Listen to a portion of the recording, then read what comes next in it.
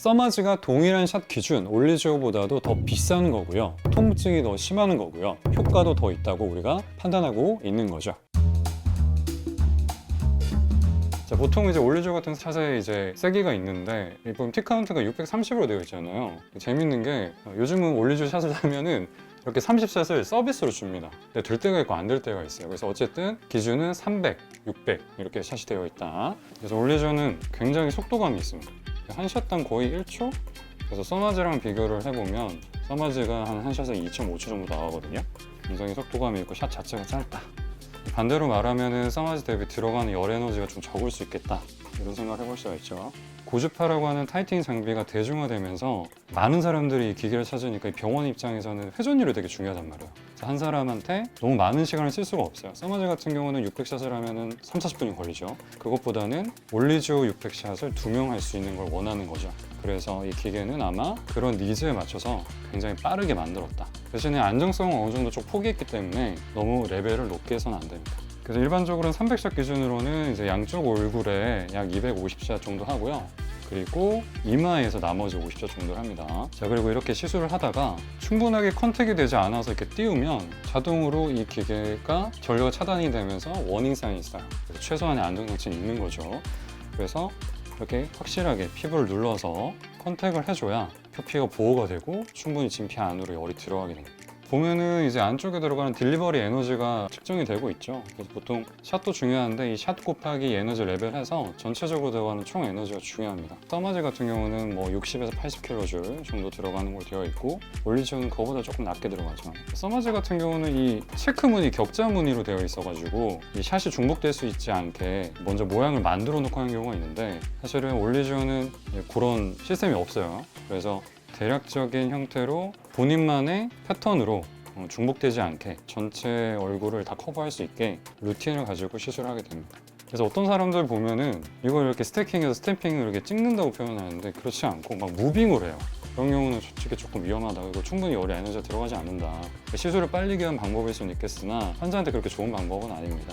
이게 사실은 지금 막 뜨겁진 않아서 굳이 할 필요는 없는데 여러분 바이브레이션이라고 하는 항목이 있어요. 대부분 사람들이 건드리진 않는데 이 바이브레이션을 로우, 미디움, 하이로 조절할 수가 있습니다. 진동이 들어가게 되면 통증이 좀 덜 하거든요. 열 자극이 좀 분산이 된 느낌이 있기 때문에 이렇게 하면은 조금 통증이 덜하게 진행을 할 수 있어요. 이렇게 간혹 가다가 피부 묘기층 환자나 이런 이제 물리적인 진동 두드러기가 있는 분들은 두드러기가 나기도 해요. 그래서 많이 쓰진 않습니다, 사실. 그래서 보통은 여기 광대나 턱 주변에 치아 근처에서 좀 많이 뜨거워합니다, 갑자기. 그런 경우는 조금 멀리 떨어진 곳에서 다시 시작을 해서 최대한 불편감 없이 진행하면 되고요. 조금 낮춰서 이마는 보통 2.5 정도. 이마도 역시 굴곡이 절고 피부가 얇기 때문에 열 전도가 워낙 잘 돼서 표피 손상을 입을 수가 있어요. 약하게 진행하면 되고 보통은 여기 이제 눈썹 주변에 이 눈화기죠. 뼈 주변까지 해주면 됩니다. 이마는 훨씬 더 꽉꽉 눌러줘야겠죠. 아프세요? 이마는? 지금 조금 약하게 자, 300샷이 끝나서 이제 마무리. 자, 그래서 지금 올리지오를 이제 시술하고 있죠. 국내산 모노폴라 RF의 대표 장비입니다. 올리지오가 수요가 굉장히 많은 시장이죠. 고주파. 굉장히 뭐 리프팅처럼 부담스럽지도 않고 뭐 3개월마다 계속 반복적으로 해도 무리가 없는 시술이기 때문에 시장이 오히려 리프팅보다 클 수가 있어요. 그래서 연예인을 활용한 마케팅도 정말 핫합니다.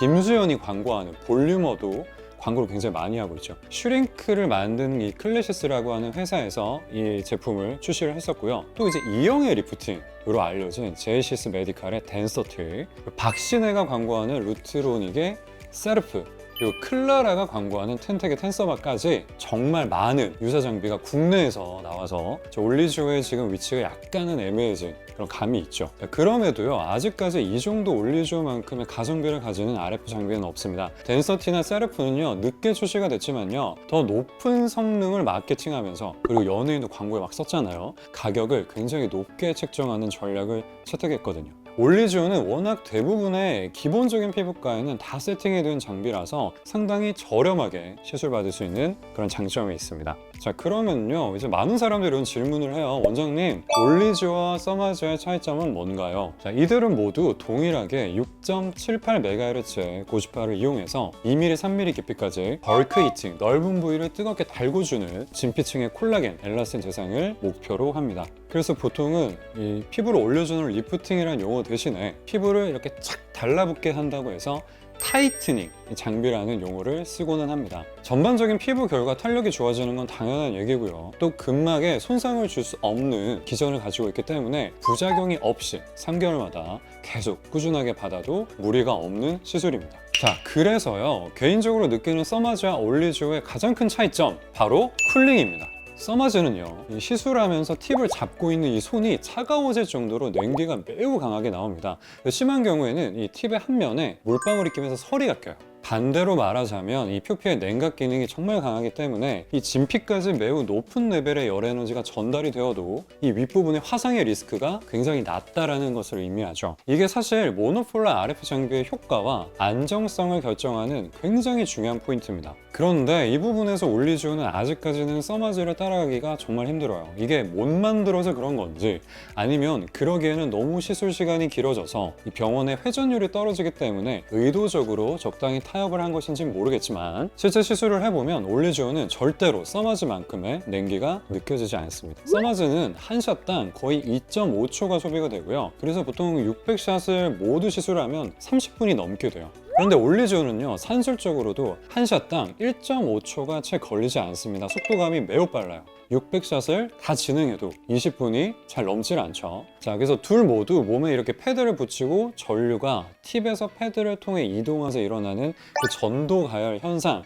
그것이 일어나는 건 동일하지만 표피의 쿨링 정도가 다르다 보니까 올리지오의 레벨을 아무리 강하게 올려도 오리지널 장비인 써마즈의 효과를 완벽하게 대체할 수는 없다라는 이야기입니다. 자, 그래서 써마즈가 동일한 샷 기준 올리지오보다도 더 비싼 거고요. 통증이 더 심한 거고요. 효과도 더 있다고 우리가 판단하고 있는 거죠. 그런 이유에서 올리지오는 1년에 2번 내지 3번 치료를 받지만 써마즈는 1년에 1번 치료를 받아도 충분하다, 이렇게 이야기를 하고 있습니다.